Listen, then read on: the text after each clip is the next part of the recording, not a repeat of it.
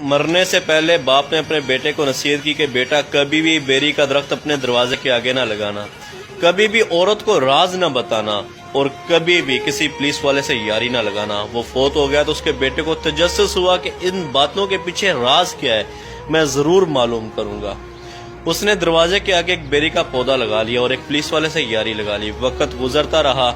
وہ پودا درخت میں تبدیل ہو گیا اور پولیس والے سے یاری بھی اس کی گہری ہو گئی۔ ایک دن وہ ڈیرے پہ گیا، اس نے وہاں بکرا ذبح کیا اور اس کا سر کاٹ کر ایک کپڑے میں لپیٹا جس پہ ہلکا پھلکا خون بھی لگا ہوا تھا۔ وہ لایا اور اس نے اپنی عورت کو دیا اور اس سے کہا کہ دیکھو میں نے غصے میں آ کے ایک آدمی کو قتل کر دیا، یہ اس کا سر ہے، اس کو تم پیٹی میں چھپا دو اور یاد رہے کسی کو بتانا نہیں، ایسا نہ ہو کہ میں پھنس جاؤں۔ عورت نے کہا لائیے دیجئے، میں کسی کو نہیں بتاؤں گی۔ شام کو اس کی ایک سہیلی آئی تو اس نے اس سے کہا دیکھو میں تمہیں ایک راز کی بات بتانے لگی ہوں، لیکن تم کسی کو نہ بتانا، کیونکہ تم میری اچھی دوست ہو، میں تمہیں بتا رہی ہوں، تم کسی اور کو نہ بتانا کہ میرے بندے نے قتل کر دیا، سر کاٹ کے لایا، وہ میں نے پیٹی میں رکھ دیا ہے، دیکھو میں نے تمہیں اپنا راز دیا، تم کسی اور کو نہ بتانا۔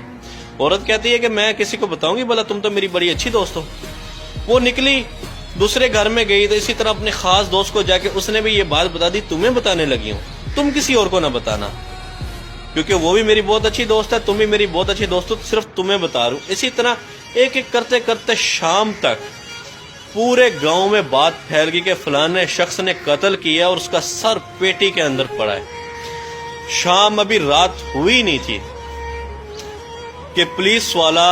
اور گاڑی لے کے اس کے دروازے پہ پہنچ گیا، اور دروازے پہ جیسی پہنچا اور باہر سے دروازہ کھڑکایا، فلانے باہر نکل، ہمیں پتہ چلا کہ تو نے قتل کیا ہے۔ جیسی وہ بندہ گھر سے باہر نکلا تو گھر کے آگے بیری کا